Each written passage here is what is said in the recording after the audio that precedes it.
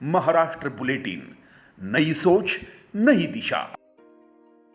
सिन्नर विधानसभा क्षेत्र के कदावर नेता और मंत्री मानिकराव कोकाटे की मुश्किलें बढ़ती नजर आ रही है। सत्र अदालत ने एक पुराने मामले में सुनवाई के दौरान अनुपस्थित रहने के चलते उनके खिलाफ गिरफ्तारी वारंट जारी कर दिया है।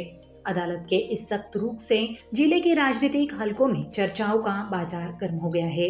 मंत्री मानिकराव कोकाटे के खिलाफ नासिक की सत्र अदालत में एक आपराधिक मामला लंबित है। इस मामले की सुनवाई लंबे समय से चल रही है। अदालत ने पिछले कई सुनवाइयों के दौरान कोकाटे को व्यक्तिगत रूप से उपस्थित रहने के आदेश दिए गए थे।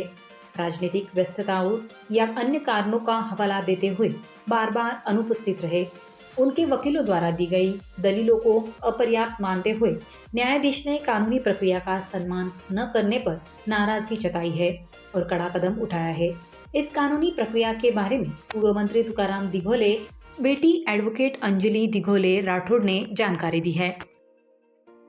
प्रामुख्यानं अनेक दिवसांपासून तुम्ही या सगळ्या संदर्भामध्ये हस्तक्षेप याचिकेच्या माध्यमातून लढा केली होती।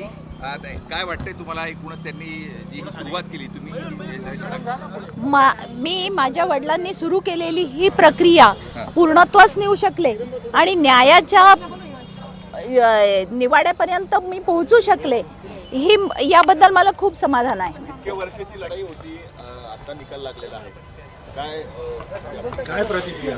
यावेळी जर खरंच स्वतः दिघोळे साहेब असते तर त्यांना खूपच समाधान झालं असतं, पण ठीक आहे, देर आहे दुरुस्त आहे।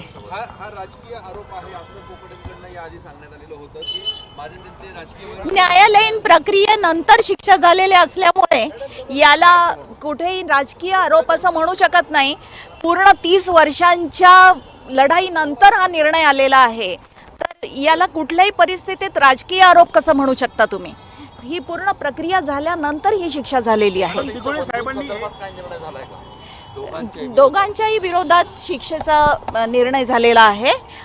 कोकाटे आणि त्यांचे बंधू दोघेही कन्व्हिक्टेड आहेत। दोघांनाही अटक होणार? दोघांनाही। म्हणून दिघोळे साहेबांचे प्रकरण समोर आणलं होतं, कोणत्या साली आणलं होतं समोर, काय तक्रार केली होती दिघोळे साहेबांनी? दिघोळे साहेबांनी ही सदनिका आर्थिक दुर्बल घटकात नसताना देखील आर्थिक दुर्बल घटकातल्या सदनिका घेण्याबद्दल त्यांना जी माहिती मिळाली त्याबद्दल जी ULC कडे तक्रार केलेली होती 96 साली, त्या अनुषंगाने हा खटला चालला। ठीक आहे, ओके। या सर्व याच्यात माझे या पूर्ण कायद्याच्या लढाईमध्ये ज्यांनी मदत केली आहे ते विधिज्ञ ॲडव्होकेट,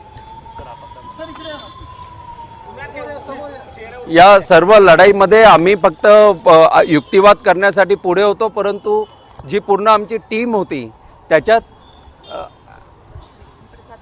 ॲडव्होकेट प्रसाद नागवंशी, नंतर ज्येष्ठ विधिज्ञ अशोकजी आव्हाड यांच्या सर्वांचं योगदान लाभले, त्यांचं मी मनस्वी अभिनंदन आणि ॲडव्होकेट अपर्णा या सर्वांचं मी आभार मानतो आणि आपल्या सर्वांचा आभार मानतो की आपण अतिशय संयमाने हे सर्व कव्हर केलंय।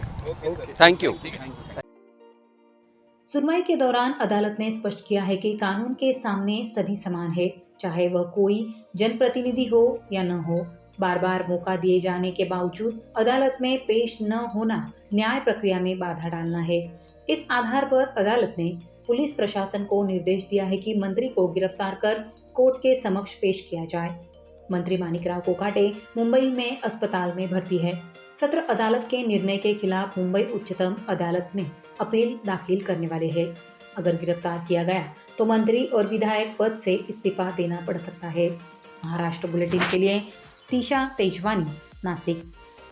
महाराष्ट्र बुलेटिन यूट्यूब चैनल को शेयर करें, सब्सक्राइब करें, बेल आइकॉन पर क्लिक करें।